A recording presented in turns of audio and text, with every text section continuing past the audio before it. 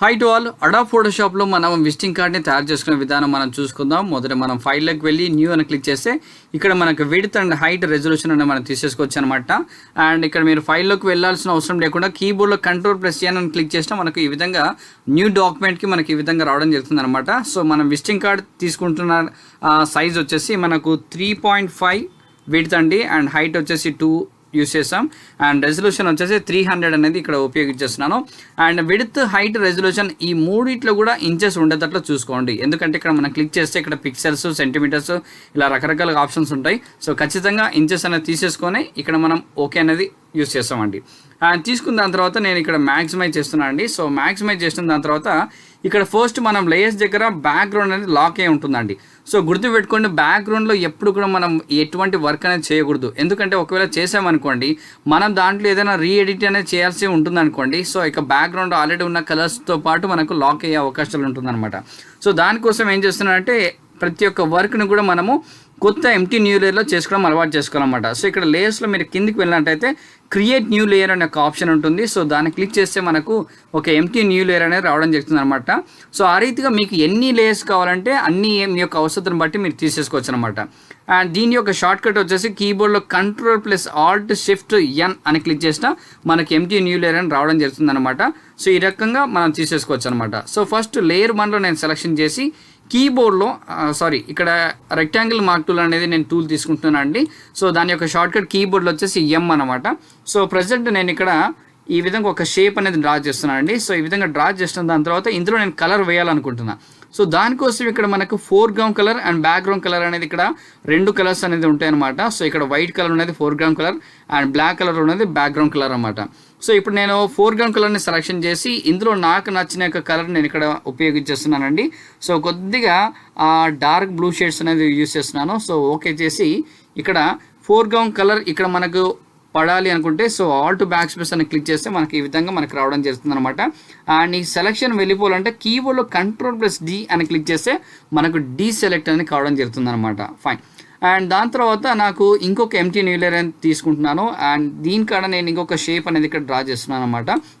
And draw చేసిన దాని తర్వాత బ్యాక్గ్రౌండ్ కలర్లో తీసుకొని అండ్ ఇక్కడ కూడా నేను ఏం చేస్తానంటే ఈ యొక్క కలర్ అనేది చేంజ్ చేసుకొని ఓకే చేస్తాను.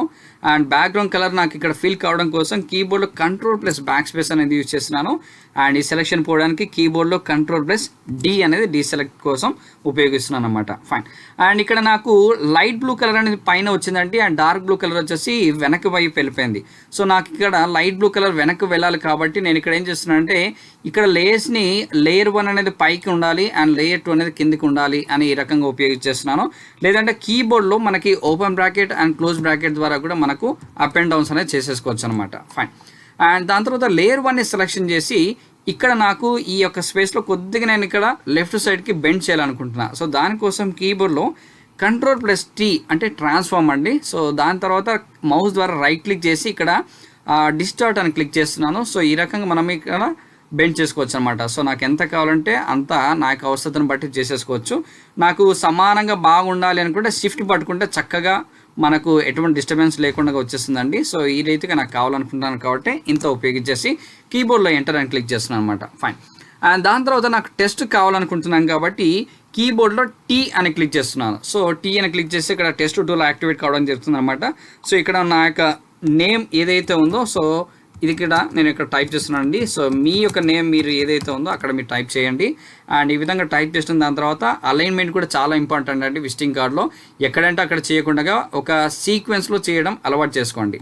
అండ్ సెలెక్షన్ చేసి ఈ యొక్క ఫాంట్ కలర్ వచ్చేసి నేను బ్లాక్ కలర్ ఉపయోగించేస్తున్నాను.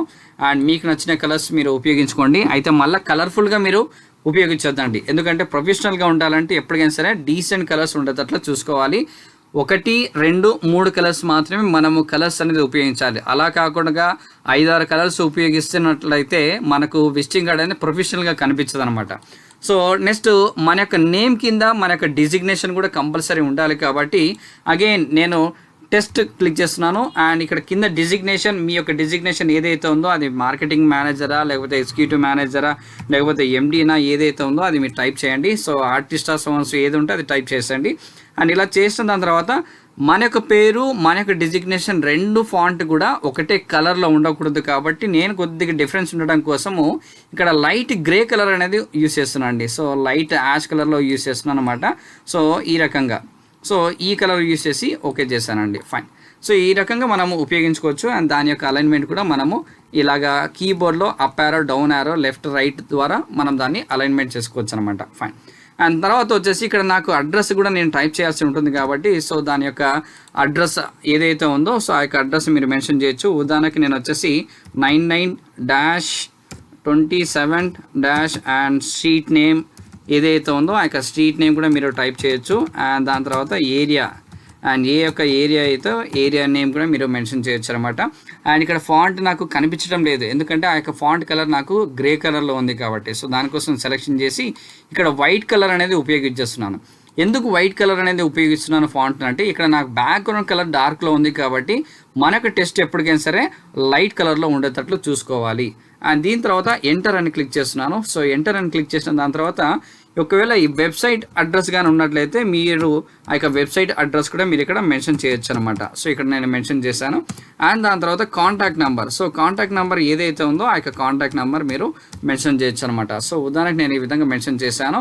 అండ్ దాని తర్వాత ఇక్కడ టెస్ట్ని మన యొక్క లైన్ స్పేస్ ఎక్కువగా ఉంది లేదంటే తక్కువగా చేయాలి లేదంటే తక్కువగా ఉంది ఎక్కువ చేసుకోవాలనుకుంటే కీబోర్డ్లో ఫస్ట్ సెలక్షన్ Ctrl+C అని సెలెక్షన్ చేసి దాని తర్వాత Ctrl+T అని క్లిక్ చేస్తే ఈ విధంగా క్యారెక్టర్ అనే ఒక ఆప్షన్ రావడం జరుగుతుంది. ఇందులో మనకు లైన్ స్పేసింగ్ ఆప్షన్ని పెంచుకోవడమా లేదంటే తగ్గించుకోవడమా అనే దాన్ని మనం చేసేసుకోవచ్చు అనమాట. సో ఇప్పుడు నేను ఉదాహరణకి 14 పాయింట్స్ తీసుకుంటున్నాను ఎందుకంటే వీటి పక్కల వాటి యొక్క సింబల్స్ నేను ఇక్కడ ఉపయోగించుకోవాలనుకుంటున్నాను కాబట్టి ఈ విధంగా స్పేస్ అనేది ఇచ్చేసాను అనమాట. And fine. అండ్ ఇలా ఇచ్చిన తర్వాత ఒక ఎంటీ న్యూ లేయర్ తీసుకుంటున్నాను అండ్ కీబోర్డ్లో యూ అని క్లిక్ చేస్తున్నాను అండి. ఎందుకంటే యూ అంటే మన యొక్క షేప్స్ కోసం అనమాట. అండ్ ఇక్కడ మనకు నచ్చిన ఒక షేప్ని మనం ఇక్కడ యూస్ చేసుకోవచ్చు. అయితే ప్రజెంట్ నేను ఇక్కడ టెలిఫోన్ సింబల్ దాని తర్వాత వెబ్సైట్కి సంబంధించినది తర్వాత లొకేషన్ సింబల్స్ కావాలి కాబట్టి దానికోసం నేను ఇక్కడ యూస్ చేస్తున్నాను. అండ్ ఇక్కడ మనకు షిఫ్ట్ పట్టుకొని ఇక్కడ డ్రా చేస్తున్నాను. షిఫ్ట్ పట్టుకోకపోతే మనకు జిగ్జాగ్ వచ్చేస్తుంది అనమాట. సో దానికోసం షిఫ్ట్ పట్టుకొని మౌస్ ద్వారా ఇలాగ సెట్టింగ్ చేస్తే కరెక్ట్గా వచ్చేస్తుంది. అండ్ మనకి ఎంత సైజు కావాలంటే అంత తీసుకున్న దాని తర్వాత కీబోర్డ్లో Ctrl+Enter క్లిక్ చేయండి. సెలెక్షన్ వస్తుంది. అప్పుడు ఇక్కడ బ్యాక్గ్రౌండ్ కలర్ ఫిల్ కావాలి కాబట్టి Ctrl+Backspace అనేది యూస్ చేస్తున్నాను. సెలెక్షన్ పోవడానికి కోసము Ctrl+D అనేది యూస్ చేస్తున్నానండి. ఫైన్. అలాగే ఇప్పుడు నాకు వెబ్సైట్ యొక్క అడ్రస్ యొక్క సింబల్ కూడా కావాలి కాబట్టి దానికోసం నేను యొక్క ఎంటీ న్యూ లేయర్ తీసుకుంటున్నాను. అండ్ కీబోర్డ్లో యూ అని క్లిక్ చేసి ఇక్కడ నాకు ఆ యొక్క వెబ్సైట్కి సంబంధించిన యొక్క గ్లోబ్ సింబల్ ఏదైతే ఉందో సో నేను దాన్ని కూడా ఉపయోగించుకోవాలనుకుంటున్నాను కాబట్టి దాన్ని కూడా చూసుకుంటాను. సో ఎక్కడ ఉందో చూద్దాం. సో ఒకవేళ మీ కాడ లేకపోతే మీరు దాన్ని డౌన్లోడ్ అనేది చేసుకోవచ్చు లేదంటే తయారైనా చేసేసుకోవచ్చు అనమాట. షిఫ్ట్ పట్టుకొని ఇక్కడ డ్రా చేస్తాను అనమాట. సో ఎంత అయితే కావాలో అంత ఉపయోగించి Ctrl+Enter క్లిక్ చేసి కలర్ ఫిల్ చేయండి. అండ్ ఇక్కడ గుర్తుపెట్టుకోండి ఇక్కడ మీరు ఏవైతే కావాలనుకున్నారో అవన్నీ కూడా ప్రతిదీ కూడా పర్ఫెక్ట్గా ఉండే షేప్స్లో ఉండేటట్లు చూసుకోండి. అన్నీ ఒకటే షేప్లో ఉండేటట్లు చూసుకోవాలి. అండ్ ఇంకొక ఎంటీ న్యూ లేయర్ తీసుకున్నాను. అలాగే నాకు ఇప్పుడు లొకేషన్ కూడా కావాలి కాబట్టి లొకేషన్ యొక్క సింబల్ కూడా ఉందో లేదో చూసుకోవాలి. ఒకవేళ లేని పక్షంలో చెప్పాను కదండి మీరు డౌన్లోడ్ అయినా చేసుకొని అక్కడ యూస్ చేసుకోవచ్చు లేదంటే తయారైనా చేసేసుకోవచ్చు అనమాట. సో ఉదాహరణకి నేనైతే ఇక్కడ తయారు చేయాలనుకుంటున్నాను. ఈ యొక్క షేప్ తీసేసుకొని షిఫ్ట్ పట్టుకొని దీని దగ్గర ఇలా డ్రా చేస్తున్నానండి. సో ఇలా డ్రా చేసిన దాని తర్వాత ఇలాగ వచ్చేసింది.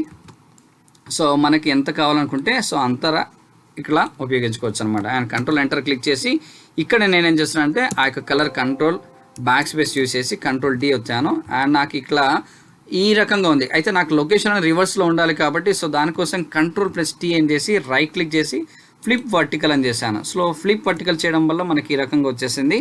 అండ్ దాని తర్వాత ఇప్పుడు నాకు ఇది లొకేషన్ సింబల్ మాది లేదు కాబట్టి దానికోసం ఏం చేస్తున్నాను జూమ్ ఇన్ చేసేసి Ctrl- Zoom in and Zoom out కోసం. అండ్ ఇక్కడ ఇంకొక ఎంటీ న్యూ లేయర్ తీసుకుంటున్నాను. సో తీసుకున్న తర్వాత ఈ యొక్క లొకేషన్ దాంట్లో నాకు సర్కిల్ షేప్ కావడం కోసం ఇక్కడ ఎలిప్టికల్ మార్కులను తీసుకొని షిఫ్ట్ పట్టుకొని ఈ రకంగా డ్రా చేశానండి సర్కిల్.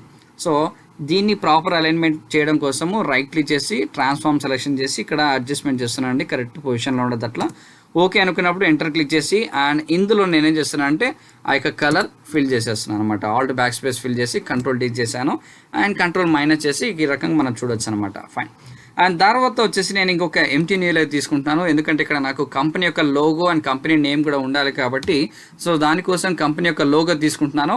మీ యొక్క లోగో ఫస్ట్ మీ యొక్క పీసీలో ఉండాలి, లేని పక్షంలో ఏదైతే ఎక్కడైతే మీరు పెట్టారో ఆ రకంగా తీసుకోవచ్చు అనమాట. నేను ఉదాహరణకి ఇక్కడ షేప్స్లోనే తీసేసుకుంటున్నాను. అయితే లోగోస్ అంటే మనం ఏదైతే కంపెనీస్ వాడుతున్నారో అవే వాడాలండి, ఆ రకంగా వాడితేనే మనకు ఒక రెస్పెక్ట్ అనేది ఉంటుందన్నమాట. సో ఇప్పుడు నేను ఇక్కడ షేప్ తీసుకొని కంట్రోల్ ఎంటర్ క్లిక్ చేసి ఇక్కడ ఈ కలర్ అని ఫిల్ చేశాను.